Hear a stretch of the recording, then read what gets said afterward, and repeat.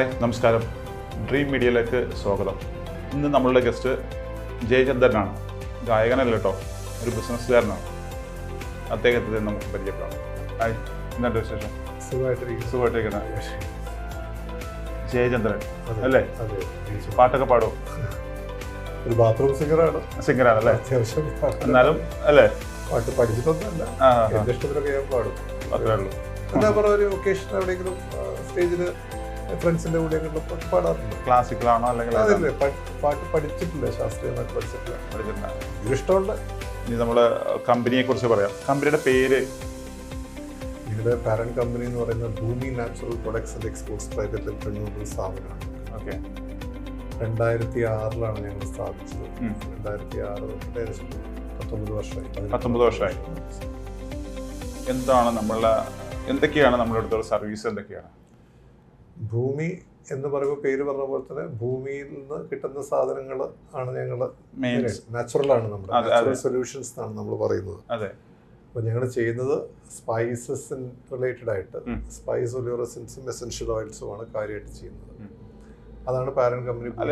എന്തൊക്കെയുണ്ട് നമ്മളെ പ്രൊഡക്റ്റ് ഒക്കെ? എന്തൊക്കെയാണ് നമ്മൾ പ്രേക്ഷകർക്കൊന്നോ?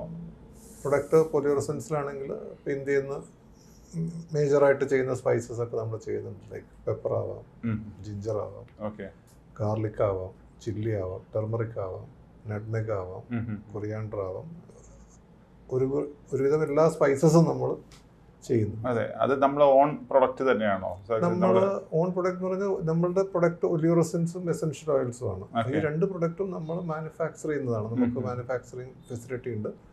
നമ്മൾ റോ മെറ്റീരിയൽ വാങ്ങിക്കുന്നു, ഈ പറഞ്ഞ ബൾക്കായിട്ട് റോ മെറ്റീരിയൽ വാങ്ങിച്ച്. അതായത് കെമിക്കൽ ഇല്ലാതെ? കെമിക്കൽ ഇല്ല, നാച്ചുറലാണ്. അതുകൊണ്ടാണല്ലോ ഈ 19 വർഷമായിട്ടും നമ്മൾ ഈ ഇങ്ങനെ എന്താ പറയുക നിലനിന്ന് പോകുന്നത് അല്ലേ? നമ്മൾ ആ പ്രൊഡക്റ്റിനെ കുറിച്ച് നമ്മൾ 19 വർഷം നിലനിൽക്കാൻ നമുക്ക് ഒരുപാട് ഫാക്ടേഴ്സ് ഉണ്ട്. ഒന്ന്, നമ്മൾ കെമിക്കൽ എന്ന് പറഞ്ഞ വാക്കുകൾ നമുക്ക് ഒട്ടും ചേരാത്തൊരു വാക്കാണ്. പക്ഷെ കെമിസ്ട്രി എന്നൊരു പദത്തിന് നമുക്ക് ഒരുപാട് അർത്ഥങ്ങളുണ്ട്. ഞങ്ങളൊരു B2B സെഗ്മെന്റിൽ വർക്ക് ചെയ്യുന്ന കമ്പനികളാണ്. അപ്പം ഞങ്ങളുടെ കസ്റ്റമേഴ്സ് എന്ന് പറയുന്നത് അധികം ആൾക്കാരും ഇൻഡസ്ട്രിയൽ പ്രൊഡക്റ്റ് മാനുഫാക്ചറേഴ്സ് ആണ്. അപ്പോൾ അവർക്ക് അവരുടേതായിട്ടുള്ള R&D ഉണ്ട്, പ്രൊഡക്റ്റ് ഡെവലപ്മെന്റ് ഉണ്ട്. അപ്പോൾ അവരൊരു പ്രൊഡക്റ്റ്, ഇപ്പോൾ ഒരു ഫുഡ് ഐറ്റം നിങ്ങളുടെ ടേബിളിൽ എത്തുമ്പോൾ അതിൽ ശരിക്കും അതിൻ്റെ ഒരു കെമിസ്ട്രിയും കൂടി പഠിച്ചിട്ടാണ് വരുന്നത്. അപ്പോൾ ഒരു ഇൻഡസ്ട്രിയൽ പ്രൊഡക്റ്റ് ഡിസ്ട്രിബ്യൂട്ടർ, സപ്ലയർ എന്നുള്ള നിലയ്ക്ക് ഈ കെമിസ്ട്രി ഞങ്ങൾക്ക് നന്നായിട്ട് മനസ്സിലാക്കണം. കാരണം മാനുഫാക്ചററുടെ കെമിസ്ട്രിയിലേക്ക് ചേരാനുള്ള കെമിസ്ട്രിയുള്ള പ്രൊഡക്റ്റ് നമ്മൾ കൊടുക്കുക എന്നുള്ളതാണ്. അപ്പോൾ ഒരു കെമിസ്ട്രി ബ്ലെൻഡിങ് ഉണ്ട്. അപ്പോൾ ഫോർ എക്സാമ്പിൾ നമ്മളൊരു ഒരു ഓയിൽ എടുക്കാമെന്ന് വിചാരിച്ചെടുപ്പോൾ എല്ലാവർക്കും വളരെ സുപരിചിതമായിട്ടുള്ള ലെമൺ ഗ്രാസ് ഓയിൽ അല്ലെങ്കിൽ പുൽത്തൈലം എന്ന് പറയും. ഈ പുൽത്തൈലം എന്ന് പറയുന്നത് ഒരു കെമിസ്ട്രി ഉണ്ട്. അതിനകത്ത് ഒരുപാട് കോമ്പണൻസ് ഉണ്ട്. ഒരു പുൽത്തൈലം അതിന് നമുക്ക് ഒരുപാട് ടെസ്റ്റിംഗ് മെത്തേഡ്സ് ഉണ്ട്, എക്യുപ്മെൻറ്റ്സ് ഉണ്ട്, നമുക്കത്ര QC ലാബ്സ് ഉണ്ട്. അപ്പോൾ അതിന് നമ്മൾ ഈ ഒരു ഓയിലിനെ ടെസ്റ്റ് ചെയ്തിട്ട് ഇതിന് മണം കൊടുക്കുന്നത്, ഇതിന് നിറം കൊടുക്കുന്നത്, ഇതൊക്കെ ഓരോ ഇതാണല്ലേ ബോഡിയിൽ. നമ്മുടെ ബോഡിയിലാണെങ്കിൽ അതെ, നമ്മുടെ ബോഡിയിൽ പൊട്ടാസ്യം ഉണ്ട്, കാൽസ്യം ഉണ്ട്, എല്ലാ സാധനങ്ങളും ഉണ്ട്. അതേപോലെ ഈ ഓയിൽസ് ഇതൊക്കെ ഉണ്ട്. അപ്പോൾ ഇതിനകത്ത് നെറാൾ, ജെറാനിയാൾ, സിട്രാൾ, ഇങ്ങനെ കുറേ കോമ്പണൻസ് ഉണ്ട്. ഈ കോമ്പണൻസ് മനസ്സിലാക്കിയാൽ മാത്രമേ ഈ പ്രൊഡക്റ്റ് വിൽക്കാൻ പറ്റുള്ളൂ. ഇതിന് ഈ പുൽത്തൈലത്തിന് അതിന് മണം കൊടുക്കുന്നത് സിട്രാൾ എന്ന് പറഞ്ഞിട്ടൊരു കോമ്പണൻ്റ് ആണ്. അപ്പോൾ അതിൻ്റെ എത്ര പെർസെൻറ്റേജ് ഉണ്ട്, അതിന് എത്ര വേണം, അതിൻ്റെ കളർ വളരെ നിർബന്ധമാണ്. അപ്പോൾ ഇതിന് ഒരുപാട് ഫിസിക്കൽ പാരാമീറ്റേഴ്സ് ഉണ്ട്, കെമിക്കൽ പാരാമീറ്റേഴ്സ് ഉണ്ട്. ഈ രണ്ട് പാരാമീറ്റേഴ്സും പഠിച്ചാൽ മാത്രമേ ഈ പ്രൊഡക്റ്റ് ഒരു ഇൻഡസ്ട്രിയൽ ഗുഡായിട്ട് നമുക്ക് വിൽക്കാൻ പറ്റും. അപ്പോൾ അതിനൊരു കെമിസ്ട്രി ഈ പ്രൊഡക്റ്റ് ഉണ്ട്. അപ്പോൾ കെമിക്കൽ ഇല്ല, പക്ഷെ കെമിസ്ട്രി ഉണ്ട്.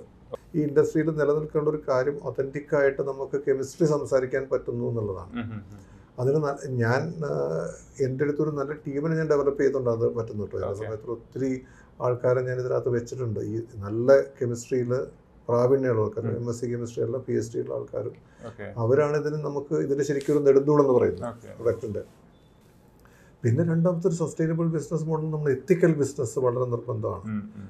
എത്തിക്സ് നോക്കി നമ്മൾ ഒരു ബിസിനസ്സിലും നമ്മൾ പോയാൽ വിജയിക്കില്ല എന്നാണ് ഞാൻ പഠിച്ച പാഠം, ഞാൻ മനസ്സിലായത്. നമ്മളോട് എത്തിക്കൽ ബിസിനസ്സെ നമ്മൾ പ്രൊമോട്ട് ചെയ്തിട്ടുണ്ട്.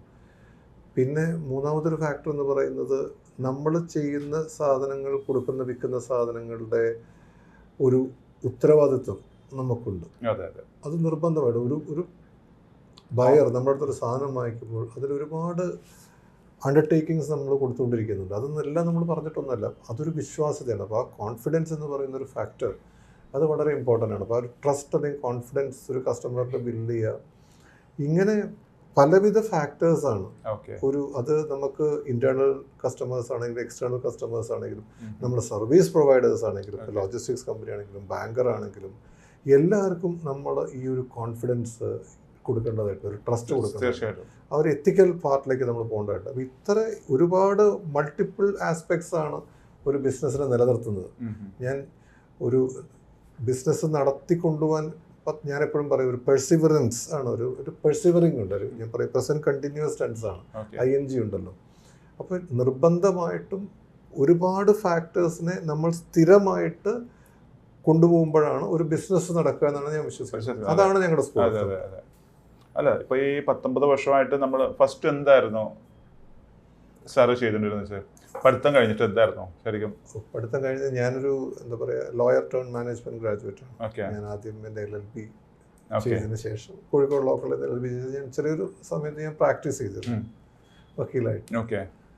അപ്പോൾ എനിക്ക് ഓഫ് കോഴ്സ് എല്ലാവരെയും അന്നത്തെ ഒരു ഇഷ്ടം എന്ന് പറയുന്നത് MBA ആയിരുന്നു. അപ്പോൾ MBA ഒക്കെ ഇങ്ങനെ ഈ ഗ്രൂപ്പ് എന്താ പറയുക നമ്മുടെ ഈ സെൽഫ് ഫിനാൻസ് കോളേജുകളൊക്കെ വരുന്ന ഒരു സമയമാണ് അന്നത്തെ. ഭയങ്കര ഒരു MBA ഭയങ്കര പേരുള്ളതായിരുന്നു. അപ്പോൾ ഭാരതീയ യൂണിവേഴ്സിറ്റിയിൽ MBAക്ക് പഠിക്കാൻ സെലക്ഷൻ കിട്ടി. ഞാൻ അതിൽ പോയി ചേർന്നു.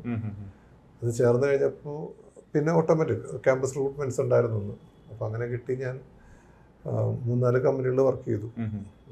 ഒരു 10 വർഷത്തോളം ഞാൻ വർക്ക് ചെയ്തു.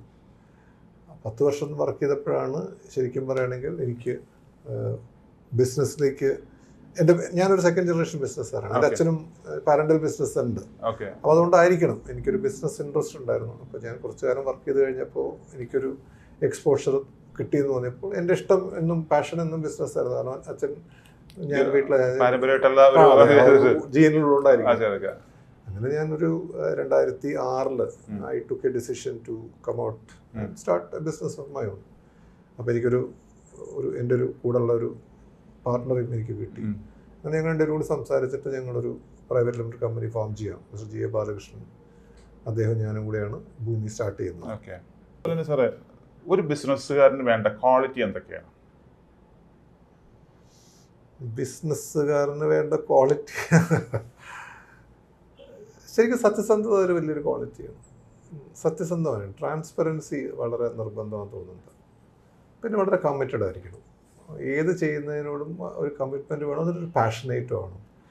എല്ലാവരും ബിസിനസ് തുടങ്ങുമ്പോൾ എല്ലാവരുടെ ഉള്ളിലും ബിസിനസ് ചെയ്യാൻ ആഗ്രഹമുണ്ട്. ആർക്കായാലും അത് ഞാൻ കാണുന്ന ഇപ്പം നമ്മൾ ഒരുപാട് ഫോറത്തിൽ പോകാറുണ്ട്. അപ്പം എല്ലാവരുടെ ഉള്ളിലും ഒരു ബിസിനസ് ചെയ്യണം. എന്തുകൊണ്ടാണ് എല്ലാവരും ചെയ്യാത്തതെന്ന് വെച്ച് കഴിഞ്ഞാൽ മെയിൻ ആയിട്ടുള്ളൊരു പ്രോബ്ലം എന്ന് പറഞ്ഞു കഴിഞ്ഞാൽ എനിക്ക് അത് വേണോ, അല്ലെങ്കിൽ കുറേ ഫാക്ടേഴ്സ് നമ്മളതിനെ ഡിസ്വേഡ് ചെയ്യും. ഇപ്പോൾ വീട്ടുകാരാണെങ്കിലും പിന്നെ കുറേ ആൾക്കാർ നമ്മളോട് പറയുമ്പോൾ നിനക്ക് പറ്റിയ പണിയല്ല, പൈസ നഷ്ടം ഉണ്ടായിന്ന് വരാം. അപ്പോൾ ഒരുപാട് ഇൻഹിബിറ്റിംഗ് ഫാക്ടേഴ്സ് നമ്മുടെ അതായത് ശരിക്കും അതിനെക്കുറിച്ച് പഠിക്കണം. നമ്മൾ എന്ത് സംഭവമാണ് ആദ്യം വേണ്ടത് ഇതാണ്. ഇപ്പോൾ ഞാൻ പറയട്ടെ, ഇപ്പോൾ ഒരു കാർ ഡീലർഷിപ്പ് എടുക്കുക എക്സാമ്പിൾ. ഈ കാർ ഡീലർഷിപ്പിൽ എടുക്കുന്ന എല്ലാ ആൾക്കാർക്കും ആ ബിസിനസിനെ കുറിച്ച് സാമാന്യ ഒരു നല്ല ധാരണ ഉണ്ടാവും. എന്താണ് കാർ, എന്തൊക്കെയാണ് സെയിൽ, എന്താണ്, എങ്ങനെയാണ് അവർ ചെയ്ത്, ഫിനാൻസ് എങ്ങനെയാണ്, എല്ലാം ഒരു ധാരണ ഉണ്ടാവും ഒരു മിഡിൽ ആൻഡ് സീനിയർ ലെവലിലുള്ള ആൾക്കാർക്ക്. അപ്പോൾ അവർ സംബന്ധിച്ച ബിസിനസ് അറിയാഞ്ഞിട്ടല്ല, അവർ തുടങ്ങുകയാണെങ്കിൽ ഒരു നിർബന്ധം വേണ്ടെന്ന് തുടങ്ങും. ഒരു ഡിസ്ട്രിബ്യൂട്ടർ, ഒരു ഡോക്ടറും കുട്ടികളും ഡോക്ടറാണെന്ന് പറയുന്നത് അവരെപ്പോഴും അവരുടെ ഒരു ഇൻട്രസ്റ്റ് ആ ഒരു ബിസിനസ്സിന് തുടങ്ങാൻ. ബിസിനസ്സിനെ കുറിച്ച് അവർക്ക് അറിയുണ്ടാവും, പക്ഷേ അവർക്ക് ഈ ഇൻഹിബിറ്റിംഗ് ഫാക്ടേഴ്സ് കുറേ ഉണ്ടാവും. അത് നമ്മുടെ സോഷ്യലായിട്ടുണ്ടാവണം, ഫാമിലി പരമായിട്ടുണ്ടാവണം. അതിൽ നിന്ന് പുറത്ത് കിടക്കാൻ പറ്റാത്തതാണ് ഫസ്റ്റ് പ്രശ്നം. അതിൽ നിന്ന് പുറത്ത് കിടന്ന ഒരാൾ വന്നു കഴിഞ്ഞാൽ നമ്മൾ ആദ്യം ചിന്തിക്കുന്നത് കാണുന്നത് മുഴുവൻ സക്സസ്ഫുൾ ബിസിനസ്സുകാരെയാണ്. അവരാണ് മോഡൽ. ഇപ്പോൾ കേരളത്തിലൊരു ഒരു ബിസിനസ് തുടങ്ങുന്ന ഏതൊരു ആൾക്കും ഒരു മോഡൽ എന്ന് പറയുന്നത് ഇപ്പോൾ യൂസഫ് അലി സാറാണ്. യൂസഫ് അലി സാറിനെ കണ്ടിട്ടാണ്, അല്ലെങ്കിൽ ജോയ് ആലുക്കാസ് ആയിരിക്കാം, അല്ലെങ്കിൽ പിന്നെ മിസ്റ്റർ കല്യാൺ ജ്വല്ലേഴ്സിൻ്റെ ഇവരായിരിക്കാം. അപ്പോൾ അങ്ങനെ കുറേ സക്സസ്ഫുൾ രവി പിള്ളേ ആയിരിക്കാം, അല്ലെങ്കിൽ ശോഭ ഡെവലപ്പേഴ്സിൻ്റെ ആളായിരിക്കാം. ഇപ്പം ഇങ്ങനത്തെ ആൾക്കാരാണ് നമ്മളുടെയൊക്കെ മോഡൽ. നമുക്കത് വേണ്ടത്. അത് എത്ര പേരുണ്ട് കേരളത്തിൽ? തീർച്ചയായിട്ടും. അപ്പോൾ ആ മോഡലിനെ തിരഞ്ഞെടുക്കുന്നതും വളരെ നിർബന്ധമാണ്. അപ്പോൾ ആ മോഡലിനായിട്ട് നമ്മളത് ആയില്ലെങ്കിൽ ഫ്രസ്ട്രേഷൻ വരാൻ തുടങ്ങും. അത് അവനടുത്ത് എളുപ്പമൊന്നുമല്ല. വലിയൊരു പാഷൻ നമുക്ക് വേണം, എങ്ങനെ നമ്മളത് നിലനിൽക്കും അതെ. എന്നുള്ളത്. അത് പലർക്കും ഇല്ല. ഒരാൾ ജോലിയിൽ നിന്ന് മാറി ഒരു ബിസിനസ്സിലേക്ക് വരുമ്പോൾ അയാൾക്ക് ആദ്യം നോക്കുന്നത് എനിക്ക് ആ ഇൻകം കിട്ടും എന്നുള്ളതാണ്. ഒരു 3 മാസം 4 മാസം കഴിഞ്ഞ് എനിക്ക് ആ ഇൻകം കിട്ടുന്നില്ലെങ്കിൽ ശരി, ഞാൻ വർക്ക് ചെയ്തിട്ട് എനിക്ക് ആ ഇൻകം കിട്ടും, ഇപ്പോൾ അതും കിട്ടുന്നില്ലല്ലോ എന്ന് വിചാരിച്ചാൽ പോയി. അപ്പോൾ വീണ്ടും ജോലിയിലേക്ക് പോകാനുള്ള സാധ്യത കൂടുതലാണ്. അയാളുടെ സമയത്ത് എനിക്കതല്ലേ ബെറ്റർ എന്ന് തോന്നും. അപ്പോൾ അത് ഒട്ടും സ്വീകാര്യമല്ല. നമ്മളെ സംബന്ധിച്ചിടത്തോളം വലിയൊരു പാഷൻ വെച്ച് ചിലപ്പോൾ നമ്മൾ കുറേ ബുദ്ധിമുട്ടിൽ പോയേക്കാം, പക്ഷേ തിരിച്ചു കയറി വരാനുള്ള ഒരു വാഞ്ച നമ്മളുണ്ടെങ്കിൽ മാത്രമേ ബിസിനസ് നടക്കൂ. എത്രത്തോളമാണ് സ്റ്റാഫിന്റെ സപ്പോർട്ട്? ഞാനെപ്പോഴും വിചാരിക്കുന്നൊരു കാര്യം, എന്നെ സംബന്ധിച്ചിടത്തോളം ഭൂമി വലുതാവുന്നതിന് ഒരു പ്രധാന കാര്യം ഭൂമിയുടെ സ്റ്റാഫ് തന്നെ. ഞാൻ അവരെ സ്റ്റാഫ് എന്ന് പോലും കണക്കാക്കാതെയാണ് ഞാൻ അവരോട് നിൽക്കാറുള്ളത്. ഞാനും അവരും ഒരുപോലെ എന്ന് പറയും. എനിക്ക് എൻ്റെ ജോലി, അവർക്ക് അവർ ജോലി. അതിന് വേണ്ട അതോറിറ്റി അവർക്ക് കൊടുക്കണം, അതിന് വേണ്ട അക്കൗണ്ടബിലിറ്റി അവർക്ക് ഉണ്ടാവണം, അത് വേണ്ട റെസ്പോൺസിബിലിറ്റി എടുക്കണം. ഏതായാലും വളരെയധികം സന്തോഷം. ഡ്രീം മീഡിയയ്ക്ക് വേണ്ടി ഇത്രയും ടൈം നമുക്ക് വേണ്ടി ചിലവഴിച്ചതിൽ ഒത്തിരി കാര്യങ്ങൾ ബിസിനസ്സെക്കുറിച്ചും നമ്മുടെ പ്രൊഡക്റ്റിനെ കുറിച്ചും നമ്മുടെ പ്രേക്ഷകർക്ക് അറിയാൻ സാധിച്ചതിൽ വളരെയധികം സന്തോഷം. എന്താണ് നമ്മുടെ ഡ്രീം മീഡിയ പ്രേക്ഷകർക്ക് കൊടുക്കാനുള്ള ഒരു മെസ്സേജ്? ചെയ്യുന്ന കാര്യത്തിൽ പാഷനേറ്റായിട്ട് ചെയ്യുക. ഒരിക്കലും എന്താ പറയുക, ഞാൻ വിട്ടുകൊടുക്കില്ല എന്നുള്ളൊരു ആറ്റിറ്റ്യൂഡ് ഉണ്ടാക്കുക. ബിസിനസ്സിൽ വിജയം ഉണ്ടാവും. നമ്മളെല്ലാം നാളെ നടക്കണമെന്ന് വിചാരിക്കരുത്. അതിനൊരു സമയം കൊടുക്കണം, അതിനുള്ള പാഷൻ നിലനിർത്തി കൊണ്ടുപോകാൻ പറ്റണം, കമ്മിറ്റഡ് ആയിട്ട് വർക്ക് ചെയ്യണം, ഒരു ഡ്രീമിനെ ചേസ് ചെയ്യാമെന്ന് വിചാരിച്ചിട്ട് തന്നെ മുന്നോട്ട് പോവുക. ആ ഡ്രീമിൽ എത്താനുള്ള എല്ലാ ശ്രമങ്ങളും കഠിന ശ്രമങ്ങളും നടത്തി കഴിഞ്ഞാൽ നിർബന്ധമായിട്ടും വിജയിക്കും. അതാണ് എനിക്ക് അവരോട് പറയാനുള്ളത്. താങ്ക് യു ജെസി സാർ, വളരെയധികം സന്തോഷം. Okay, thank you.